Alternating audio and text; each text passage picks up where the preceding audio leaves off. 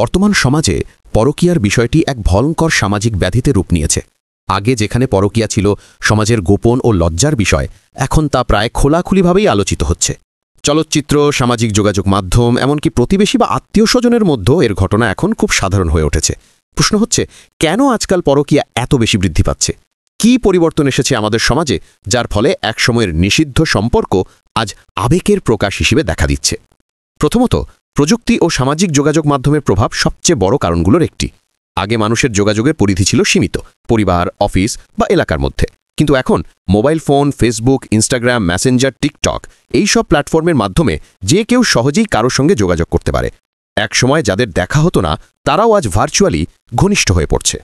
কথার ছলে শুরু হওয়া যোগাযোগ অনেক সময় গোপন আবেগের দিকে গড়ায়। বিশেষ করে একঘেয়ে দাম্পত্য জীবনে কিছু মানুষ নতুনত্ব বা উত্তেজনা খোঁজে, আর এই সুযোগটা অনেক সময় সোশ্যাল মিডিয়া সহজ করে দেয়। দ্বিতীয়ত, দাম্পত্য জীবনে মানসিক দূরত্ব ও অসন্তুষ্টি এখন বেড়ে গেছে। অনেকে বিয়ে করে সামাজিক কারণে, ভালোবাসা বা মানসিক বোঝাপড়া ছাড়াই। ফলে সংসারে ভালোবাসা, মনোযোগ বা পারস্পরিক শ্রদ্ধা অনুপস্থিত থাকে। এই শূন্যতা পূরণের আশায় কেউ কেউ অন্য কারোর দিকে ঝুঁকে পড়ে। অনেক স্ত্রী বলে স্বামী সময় দেয় না, আবার অনেক স্বামী বলে স্ত্রী বুঝতে পারে না। এই মানসিক অভাবই পরকীয়ার দরজা খুলে দেয়। তৃতীয়ত, ধর্মীয় মূল্যবোধ ও নৈতিক শিক্ষার অভাব পরকীয়া বৃদ্ধির আরেকটি গভীর কারণ। বর্তমান প্রজন্ম অনেক বেশি আধুনিক, কিন্তু একই সঙ্গে অনেক ক্ষেত্রে ধর্ম ও নৈতিকতার প্রতি উদাসীন।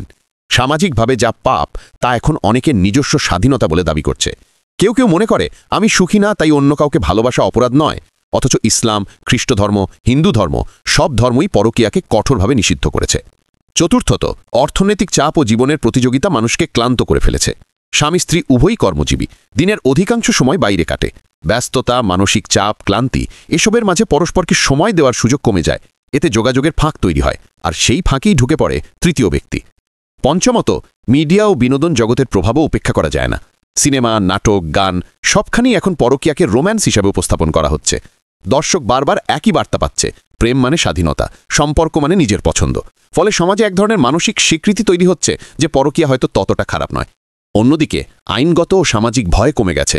আগে এমন ঘটনা জানাজানি হলে সামাজিকভাবে লজ্জা ও নিন্দা ছিল। এখন অনেকে বলে আমার জীবন, আমি যেমন খুশি তেমন চলব। এই ব্যক্তি স্বাধীনতার ভুল ব্যাখ্যা সমাজে পরিবার ভাঙনের হার বাড়াচ্ছে। পরকীয়ার ফলে যে ক্ষতি ও বিপর্যয় তৈরি হচ্ছে তা ভয়াবহ। সংসার ভাঙছে, সন্তানরা মানসিক বিপর্যস্ত হচ্ছে, পরিবারে অবিশ্বাস ও হিংসা বাড়ছে। অনেক ক্ষেত্রেই দেখা যায় পরকীয়া থেকে জন্ম নিচ্ছে হত্যাকাণ্ড, আত্মহত্যা, এমনকি সামাজিক প্রতিশোধের ঘটনা। খবরের কাগজ খুললেই দেখা যায় কোথাও স্ত্রী প্রেমিকের সঙ্গে মিলে স্বামীকে হত্যা করেছে, আবার কোথাও স্বামী প্রতিশোধ নিতে গিয়ে অপরাধে জড়িয়েছে। সর্বোপরি পরকীয়ার এই বৃদ্ধি আমাদের সমাজের নৈতিক অবক্ষয়ের স্পষ্ট চিত্র। পরিবার, ধর্ম, শিক্ষা ও সমাজ সবকিছুর ভারসাম্য আজ ভেঙে পড়েছে।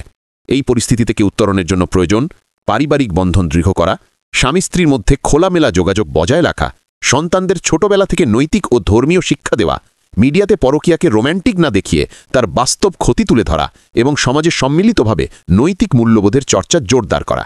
পরকীয়া কখনো স্বাধীনতা নয়, এটি বিশ্বাসঘাতকতা, যা ভালোবাসা, পরিবার ও সমাজ সবকিছুকে ভেতর থেকে ধ্বংস করে দেয়। যদি সমাজের সুষ্ঠু সম্পর্ক, সৎ ভালোবাসা ও পারস্পরিক শ্রদ্ধা ফিরে আসে, তাহলেই এই ব্যাধি অনেকটাই হ্রাস পেতে পারে।